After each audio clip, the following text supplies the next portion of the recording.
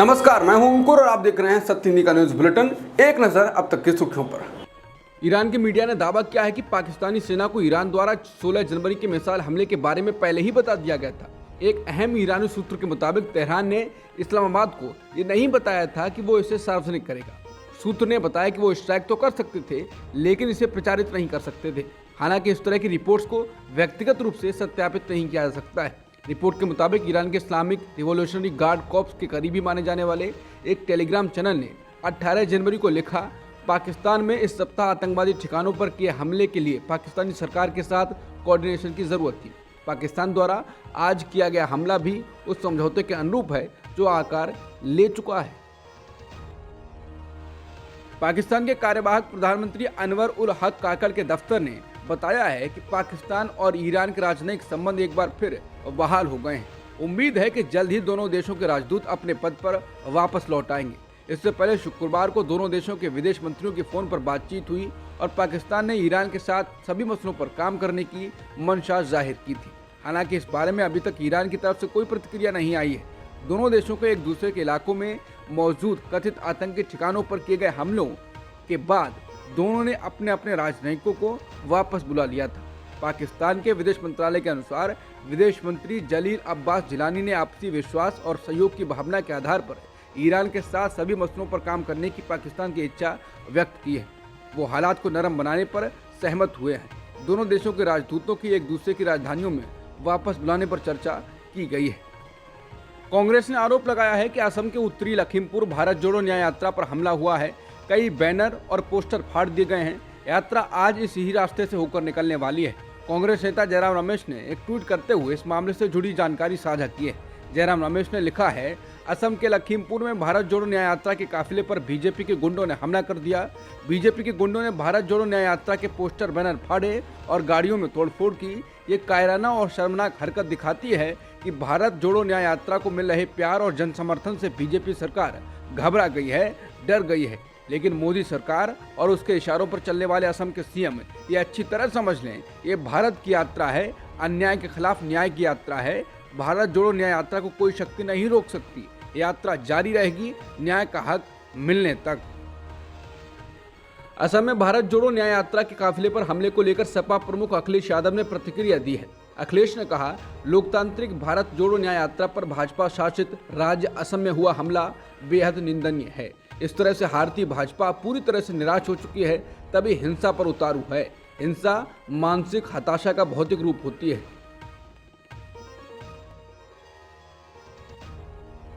झारखंड के मुख्यमंत्री हेमंत सोरेन से पूछताछ के लिए ईडी के अधिकारियों की एक टीम रांची के कांके रोड स्थित मुख्यमंत्री आवास पहुंची है। 4 गाड़ियों में सवार इन अधिकारियों को पुलिस एस्कॉर्ट में यहां तक लाया गया। ईडी जमीन खरीद बिक्री के एक पुराने मामले में कथित गड़बड़ी की जांच के क्रम में उनसे पूछताछ करना चाहता है। इसके लिए मुख्यमंत्री हेमंत सोरेन को 6 समन और 2 चिट्ठियां भेजी गई थी। ईडी ने दोनों चिट्ठियों को भी समन के तौर पर लेने को कहा था। इसके बाद मुख्यमंत्री ने ईडी को भेजे जवाबी पत्र में उनके अधिकारियों को 20 जनवरी की दोपहर 12 बजे अपने घर बुलाया था। ईडी अधिकारी तय समय के 1 घंटे बाद मुख्यमंत्री आवास पहुंचे। उनकी पूछताछ कुछ देर में शुरू होने की उम्मीद है। ईडी ने पूछताछ के बाबत अभी तक कोई आधिकारिक बयान या प्रेस विज्ञप्ति जारी नहीं की है। दिल्ली के एलजी विवेक सक्सेना ने अयोध्या में राम मंदिर प्राण प्रतिष्ठा के मौके पर 22 जनवरी को दिल्ली के सभी सरकारी कार्यालयों, स्वायत्त निकायों और शिक्षण संस्थानों आदि में आधे दिन की छुट्टी की मंजूरी दे दी है। समाचार एजेंसी एएनआई के अनुसार दिल्ली के मुख्यमंत्री अरविंद केजरीवाल ने यह प्रस्ताव एलजी कार्यालय को भेजा था। हालांकि केजरीवाल ने कहा है कि प्राण प्रतिष्ठा के आयोजन पर उन्हें अभी तक आमंत्रण नहीं मिला है, लेकिन वो 22 जनवरी के बाद अयोध्या जाएंगे। 22 जनवरी को अयोध्या में राम मंदिर के प्राण प्रतिष्ठा समारोह के लिए कई राज्यों ने सार्वजनिक छुट्टी दी है या हाफ डे घोषित किया है। ऐसा करने वाले कई राज्य हैं, जिनमें असम, उत्तराखंड, उत्तर प्रदेश, चंडीगढ़, दिल्ली, छत्तीसगढ़, गुजरात, हरियाणा, मध्य प्रदेश, राजस्थान, महाराष्ट्र, ओडिशा, राजस्थान, त्रिपुरा, पुडुचेरी शामिल हैं। राम मंदिर बनने के बाद अयोध्या में प्रॉपर्टी के दाम बढ़ेंगे, ये तो सभी को पता था, लेकिन इतने बेतहाशा बढ़ेंगे ये किसी ने नहीं सोचा था। पिछले 4 सालों में अयोध्या में संपत्ति के दामों में 10 गुना से भी अधिक बढ़ोतरी हुई है। बीबीसी की रिपोर्ट के अनुसार अयोध्या के कारोबारी और प्रॉपर्टी डीलर राजीव कुमार गुप्ता कहते हैं, अयोध्या में अब संपत्ति के रेट का कोई पैमाना नहीं रह गया है, क्योंकि ज्वार भाटा जब आता है तो नदी की कोई गति नहीं नाप सकता। इस वक्त प्रॉपर्टी में ज्वार भाटा चल रहा है, कोई भी संपत्ति किस रेट बिक जाए कोई आश्चर्य नहीं होता है। वो कहते हैं, लखनऊ गोरखपुर हाईवे से एक रास्ता नए घाट की तरफ जाता है, जहां से राम मंदिर पास में है। यहाँ पर 5000 वर्ग फीट की एक कमर्शियल प्रॉपर्टी की कीमत 2019 में 4500 रुपये वर्ग फीट यानी 2 करोड़ 25 लाख आंकी जा रही थी। 2020 में यह बढ़कर 3 करोड़ और आज वो व्यक्ति उसे 5 करोड़ रुपए में बेचने को तैयार नहीं है। अयोध्या में real estate consultant Amit Singh कहते हैं, राम मंदिर के आसपास के इलाके को प्राधिकरण ने धार्मिक क्षेत्र घोषित किया है। यहाँ 4 साल पहले जो जगह 2000 रुपये वर्ग फीट थी वो अब 15,000 वर्ग फीट में भी नहीं मिल रही है। न सिर्फ राम मंदिर के आसपास बल्कि पूरे अयोध्या और उसके आसपास के जिलों में भी संपत्ति के दाम में तेजी से बढ़ोतरी हुई है। रामलला की नई मूर्ति की पहली फोटो सार्वजनिक होने के बाद राम जन्मभूमि के मुख्य पुजारी आचार्य सत्येंद्र दास ने शनिवार को तीखी प्रतिक्रिया व्यक्त की है। आचार्य सत्येंद्र दास ने कहा, जहां नई मूर्ति है वहां प्राण प्रतिष्ठा का अनुष्ठान किया जा रहा है। मूर्ति के शरीर को फिलहाल कपड़ों से ढक दिया गया है। जो मूर्ति है खुली आंखों से प्रकट होना सही नहीं है। प्राण प्रतिष्ठा से पहले आंखें नहीं खुलेंगी। अगर ऐसी फोटो सामने आ रही है तो इसकी जांच होनी चाहिए कि ये किसने किया है। बता दें, राम मंदिर के अभिषेक से पहले श्री राम जन्मभूमि गर्भगृह से रामलला की तस्वीर लीक होने के बाद अधिकारियों में चिंता बढ़ गई है। राम जन्मभूमि तीर्थ क्षेत्र ट्रस्ट पर रामलला की फोटो लीक करने के दोषियों पर कार्रवाई करने पर गंभीरता से विचार कर रहा है। ट्रस्ट को संदेह है कि रामलला की जो तस्वीर सोशल मीडिया पर वायरल हुई है वो मंदिर स्थल पर निर्माण कार्य में लगे अधिकारियों ने की है। भारतीय चुनाव आयोग के अनुसार अगर लोकसभा और विधानसभा के चुनाव एक साथ होते हैं तो नए ईवीएम खरीदने के लिए हर 15 साल में लगभग 10,000 करोड़ रुपए की जरूरत होगी। सरकार को भेजे गए एक संदेश में आयोग ने कहा कि ईवीएम का शेल्फ जीवन 15 साल है और अगर एक साथ चुनाव कराए जाते हैं तो मशीनों के एक सेट का उपयोग उनके जीवन काल में 3 चक्रों के चुनाव कराने के लिए किया जा सकता है। अनुमान के मुताबिक इस साल लोकसभा चुनाव के लिए पूरे भारत में कुल 11.80 लाख मतदान केंद्र बनाने की जरूरत होगी। लोकसभा चुनाव 2024 से पहले बिहार में एक बार फिर सियासत गर्मा गई है।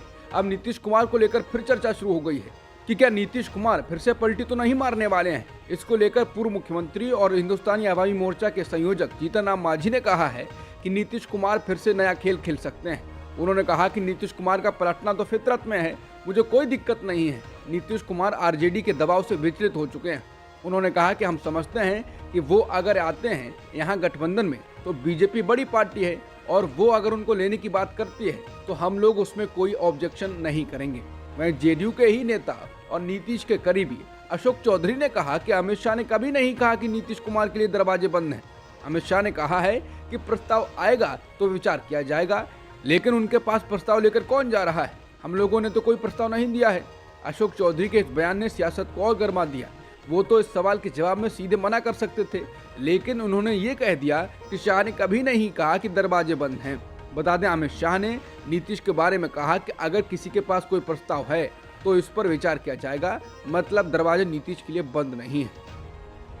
पश्चिम बंगाल में विपक्षी गठबंधन इंडिया के भीतर चल रहे घमासान के बीच टीएमसी प्रमुख ममता बनर्जी ने कहा कि अगर उचित महत्व नहीं दिया गया तो उनकी पार्टी राज्य की सभी 42 लोकसभा सीट चुनाव लड़ने के लिए तैयार है। इसके बाद फिर कहा जाने लगा है कि इंडिया में अभी तक सब कुछ ठीक नहीं चल रहा है, उधर नीतीश इधर ममता बनर्जी। ज्ञानवापी मस्जिद के परिसर में स्थित वजूखाना की सफाई शनिवार को जिले के प्रशासनिक अधिकारियों की मौजूदगी और कड़ी सुरक्षा व्यवस्था के बीच पूरी हो गई।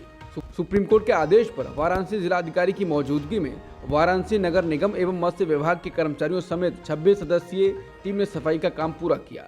वाराणसी के जिलाधिकारी राजलिंगम ने बताया है 8-10 मछलियां मरी हुई पाई गईं, उनको हटा दिया गया और जिंदा मछलियां कमेटी के लोगों को सपोर्ट कर दी गईं। सफाई करवा दी गई है। मौके पर दोनों पक्ष मौजूद रहे। वजूखाने को फिर से सील कर दिया गया है।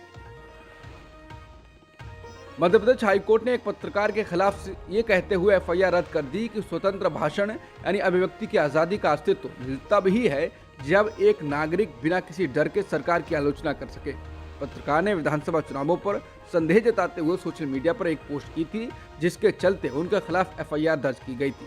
कोर्ट ने कहा कि विधानसभा में निष्पक्ष चुनाव कराना, खासतौर से भिंड चंबल क्षेत्र में हमेशा जरूरी रहा है और अगर स्वतंत्र और निष्पक्ष चुनाव होने को लेकर कोई शक जाहिर करता है तो यह किसी भी तरह से अपराध नहीं है। पाकिस्तानी क्रिकेटर शोएब मलिक ने तीसरी शादी कर ली है। शोएब मलिक की शादी पाकिस्तानी एक्ट्रेस सना जावेद से हुई है। शोएब ने शनिवार को अपनी शादी की तस्वीरें डालकर हर किसी को हैरान कर दिया, क्योंकि अभी 3 दिन पहले ही भारतीय टेनिस स्टार सानिया मिर्जा ने तलाक से जुड़ा एक कोट डाला था और 48 घंटे के भीतर ही ये शोएब की शादी की खबर सामने आ गई। सानिया मिर्जा ने अपने इंस्टाग्राम अकाउंट पर एक तस्वीर शेयर की थी जिसमें लिखा था कि शादी मुश्किल है, तलाक मुश्किल है, लेकिन आपको अपना मुश्किल चुनना है। सानिया ने आगे लिखा था कि बात करना भी मुश्किल है, जिंदगी आसान नहीं होती है, यह हमेशा मुश्किल ही रहेगी, लेकिन हमें अपना मुश्किल खुद ही चुनना होगा। शोएब मलिक के द्वारा तीसरी शादी करने के मामले में एक पारिवारिक सूत्र ने पीटीआई को बताया है ये एक खुला था। बता दें, खुला इस्लामिक धर्म में तलाक की एक प्रक्रिया है जिसके तहत महिला पति से एक तरफा तलाक ले सकती है। तलाक और खुला में कुछ अंतर होता है। बता दें, ये शोएब की तीसरी शादी है। बता दें, 2022 के बाद से लगातार ऐसी अफवाहें आ रही हैं कि शोएब और सानिया के विवादों के कारण वो अलग हो गए और पिछले कुछ सालों में उन्हें शायद ही कभी एक साथ देखा गया हो। मलिक ने कुछ दिन पहले भारतीय सेलिब्रिटी को इंस्टाग्राम पर भी अनफॉलो कर दिया था।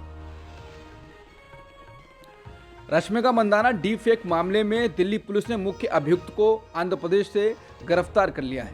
समाचार एजेंसी एनआई के अनुसार आईएफएसओ यूनिट के डीसीपी हेमंत तिवारी ने बताया कि अभिनेत्री रश्मिका मंदाना की डीप फेक प्रोफाइल बनाने के मामले में मुख्य आरोपी को गिरफ्तार कर लिया गया है। बीते महीने दिल्ली पुलिस ने इस मामले में 4 संदिग्धों का पता लगाने का दावा किया था, लेकिन मुख्य अभियुक्त की तलाश जारी थी। बता दें, पिछले साल 6 नवंबर को रश्मिका मंदाना ने सोशल मीडिया प्लेटफॉर्म पर इस बारे में लिखा था और इस मामले में जांच एजेंसियों से कार्रवाई करने को कहा था। जापान के अंतरिक्ष एजेंसी ने चांद की सतह पर अपने अंतरिक्ष यान की न्यूनतम सफलता और सॉफ्ट लैंडिंग की पुष्टि कर दी है। जापान की अंतरिक्ष एजेंसी जाक्सा ने इस मिशन को बड़ा मील का पत्थर और अंतरिक्ष के भावी खोजी अभियान के लिए बड़ा कदम करार दिया है। उन्होंने कहा कि हमें चंद्रमा की सतह तक पहुंचने में सक्षम बनने के लिए विभिन्न देशों के साथ अंतर्राष्ट्रीय सहयोग चाहिए होगा, जो पहले से ही चल रहा है। उनका कहना है कि सटीक लैंडिंग सफल रही, लेकिन एजेंसी को इसका विश्लेषण करने के लिए लगभग 1 महीने का समय चाहिए। हिरोशी यामाकामा ने यह भी कहा कि जापान चंद्रमा पर और ऐसे यान भेजेगा। हमारी योजना मंगल ग्रह पर भी जाने की है। संयुक्त राष्ट्र एजेंसी ने शुक्रवार को कहा कि गजा युद्ध के मुख्य शिकार महिलाएं और बच्चे हुए हैं, जिसमें लगभग 16,000 लोग मारे गए हैं और इजराइल पर हमास के अचानक हमले के बाद से हर घंटे 2 माताओं की जान चली गई है। संयुक्त राष्ट्र ने कहा कि 100 से अधिक दिनों के संघर्ष के परिणाम स्वरूप कम से कम 3,000 महिलाएं विधवा हो गईं और कम से कम 10,000 बच्चों ने अपने पिता को खो दिया होगा। पाकिस्तान क्रिकेट बोर्ड के अंतरिम अध्यक्ष ज़का अशरफ ने शुक्रवार को अपने पद से इस्तीफा दे दिया है। ज़का अशरफ ने शुक्रवार को लाहौर में पीसीबी की प्रबंध समिति की बैठक की अध्यक्षता करने के दौरान अपने इस्तीफे का ऐलान कर दिया।